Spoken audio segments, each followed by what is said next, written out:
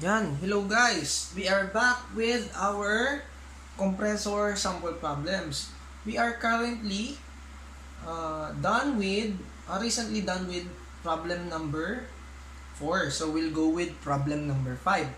And the problem number 5 is this one. So, for problem number 5, ito yung problem ha. So, an air compressor is to compress 8.5 cubic meter per minute from 98.56 kilopascal of air. Assuming ideal conditions with N or the polytropic constant as 1.3, what will be the savings in work due to two-staging? Now, ano bang ibig sabihin nito? Okay? If ideal conditions, masasabi natin na pag perfect ang iyong system, the work done on the first compression is equal to the second stage of the compression. Ganun kapag ideal. Okay? Now, hindi naman sinabi dito what is the total work that is done by the system using two-staging. Ang sinasabi dito, what will be the savings of work once na nag-double stage ka? Okay? Bakit ba tayo nagmo-multiple staging for a compressor? Ganito yan. Ang compressor mo, habang dumadami ang stages niyan, yung power consumption mo, or the power introduced to the system, is lumiliit. Okay? And, kapag single stage na ang compressor mo, hindi natin masasabing hindi efficient yung system. Ibig sabihin, mas mataas ang energy mo na i-input para ma-attain mo yung optimum pressure na kailangan mo doon sa ating compressor. Now, ang mangyayari kasi dyan, kapag nag-multi-stage ka, pinaliliit mo yung mga fluid pipes mo.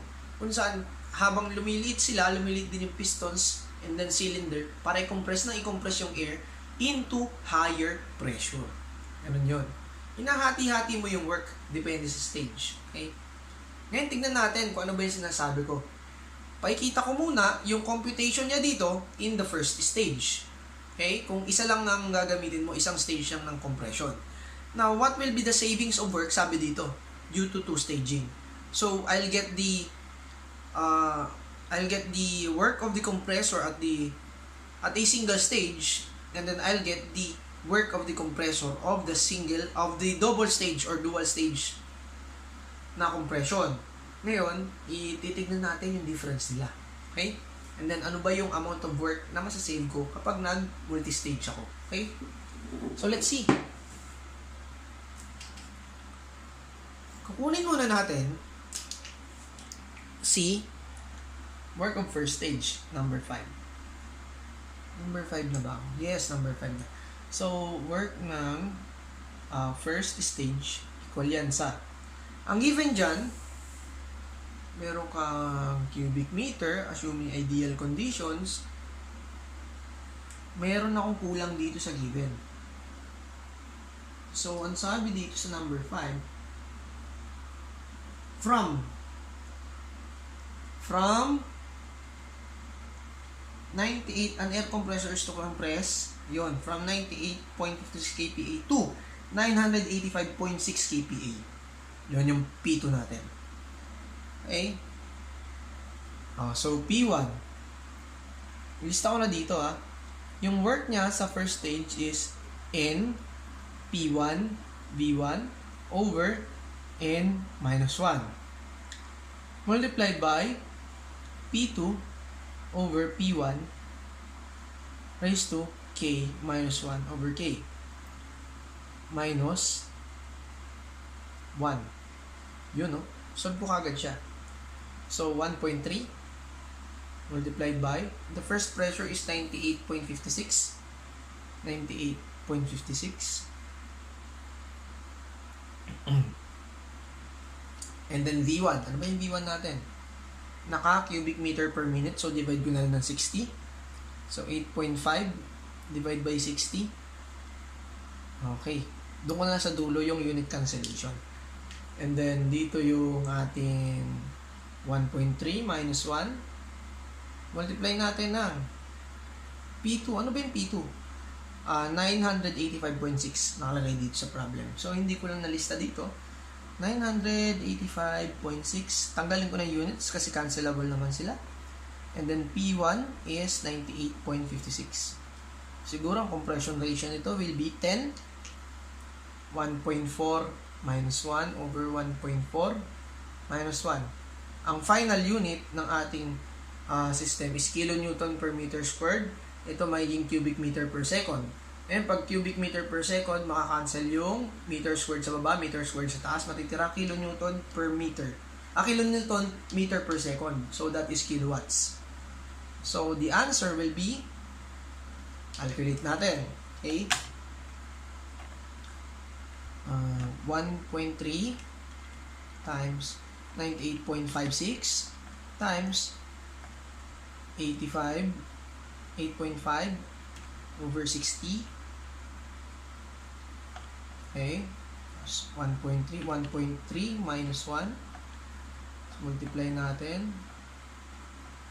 ng 10, 98, 5.6, 98.56. Raise natin ng 1.4. Hindi, 1.4 ba? Hindi, 1.4 K, N. N din dapat to. So, 1.3 ito.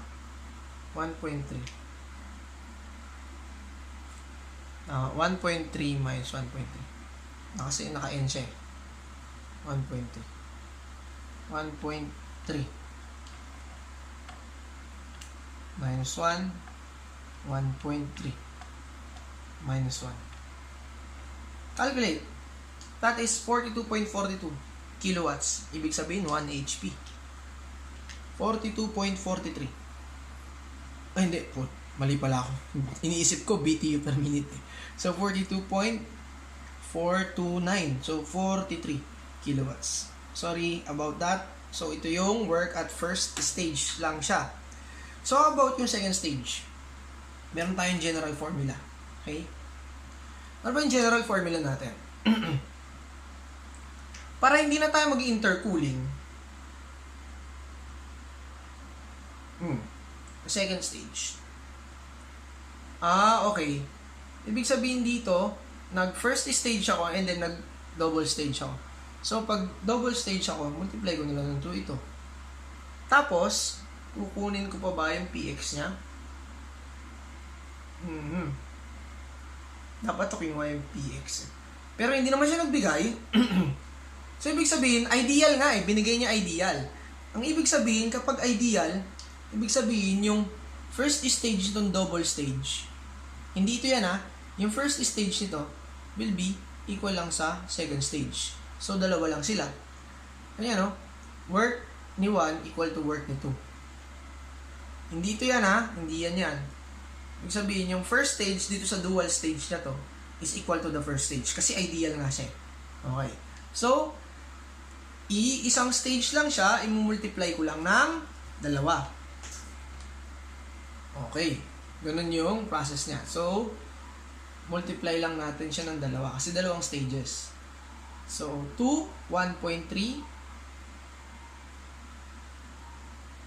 1.3.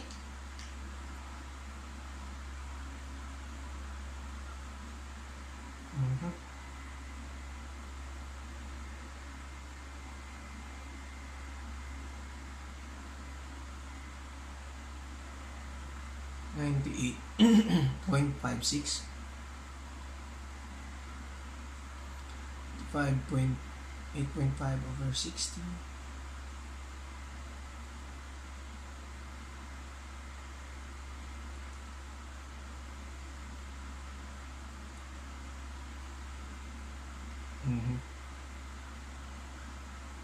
equal to 985.6 98.56 is to 1.3 minus 1 over 1.3 minus 1. Dual stage compressor. So, 1.3 minus 1. Kaya lang ito, multiply ko ng 2. Diba? General formula. So, tignan ko nga kung tama. Calculate ko na lang. Multiply ko ta ng 2 times, yan, yung buo. Tapos ito, multiply ko na lang yung 2 yung baba. So, general formula. Okay. Again, the general formula, di ba, number of stage, n minus 1 over n times n. RS. Ito yan, no? Number of stage. So, dalawa. 36.858258. So, 83 na lang. So, yung work savings is equal to yung work ni 1 minus work ni 2 stage. Okay. Equal natin. Ito si double stage, minus na natin. 42.43 minus 36.83. The work saved is 5.6 kilowatts. Diba? Ang dali. Basic. Okay? I-recall natin yung formula. Okay? This is S, N, P1, V1, ito yung P2, P1. Diba ito pag general formula ng multi-stage? Yung discharge pressure, yung pinakahuli hindi ibig sabihin siya yung after ng compression. So pinakahuli ng pinakahuling discharge minus initial, kaya para hindi ka na mag-intercooling. The N minus 1 or K minus 1 over K or N times mo ng number of stage. Yan o, S. Tapos N, tapos 1. So, ganun lang yung pag-solve sa kanya. Okay? So, done na tayo kay number 5. So, number 6. Ipat ko lang. Okay? Number 6. Ano ba yung sinasabi dyan sa number 6? Basahin ko. A 2-stage compressor receives 0.35 kilograms per second of air at 100 kilopascals and 269 Kelvin. Yun. And delivers it at 5,000 kVA. So, meron tayong P2. Find the heat transferred in the intercooler. Ngayon, drawing natin para mas maintindihan nyo. Kung ito yung iyong compressor, yan, drawingan natin ng piston. Yan, okay yung piston mo. Compressor yan. Okay? Papasok ka dito ng P1, lalabas ka dito ng P2. And meron kang, itong tawag niya, intercooling. Intercooler. Kung saan, at constant pressure, palalamigin mo yung compressed air. Papasok mo dito ng isa pang cylinder kapag dual stage. Yan. Lalabas mo as PD. Ngayon sa general formula, lagi natin kinukuha yung final discharge. Tapos yung suction. Okay? Dito, yung temperature niya dito, temperature na intercooler si TX minus T1. Lagay ko lang dito. T1 TX. Meron ka ditong Q rejected.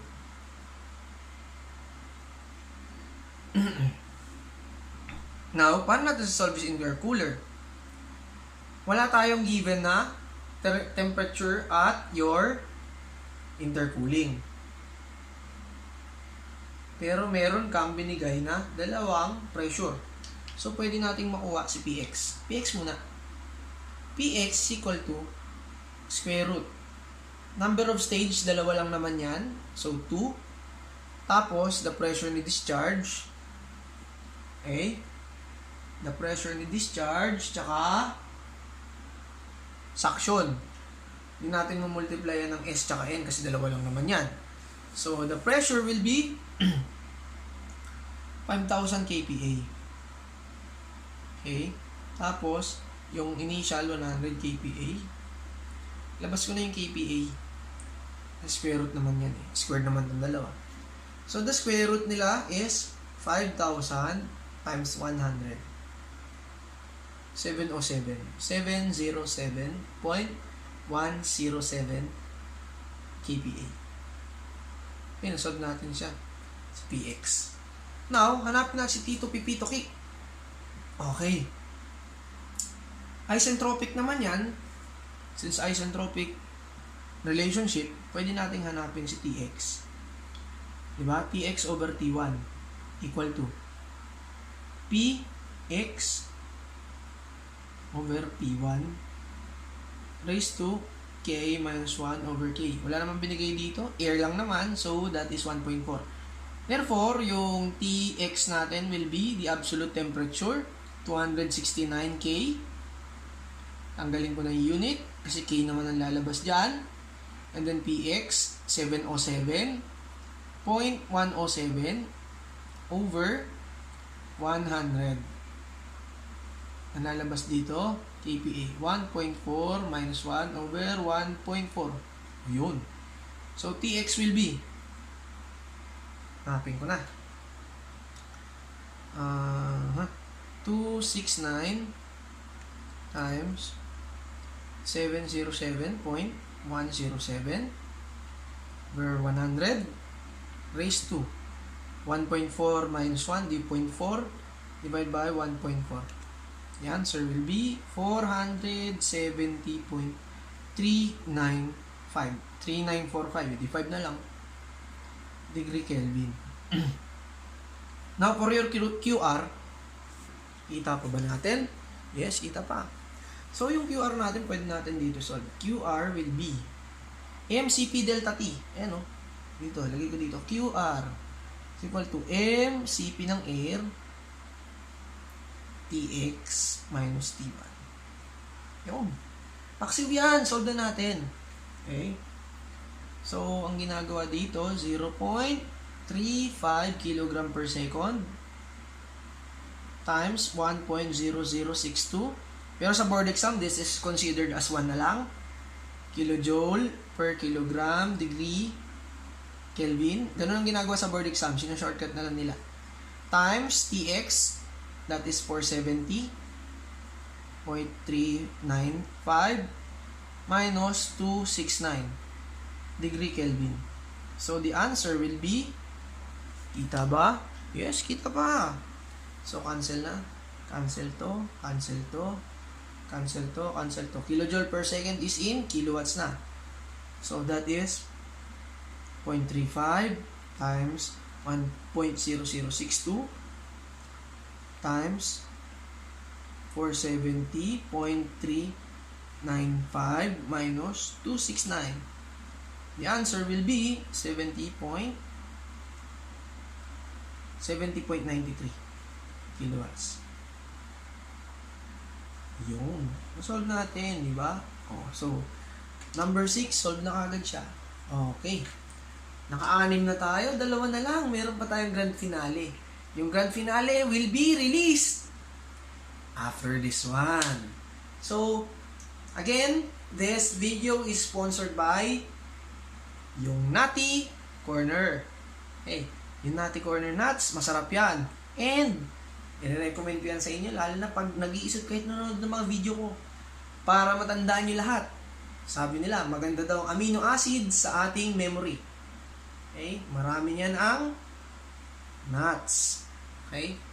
Lalong-lalo na, nako, sarap na sarap ako yung blueberry. Sana magkaroon ako nun. Shoutout kay Nutty Corner PH. So, if you wanna order, nandyan ang kanilang contact sa baba. Feel free to order. Meron silang Shopee page. And this is your professor.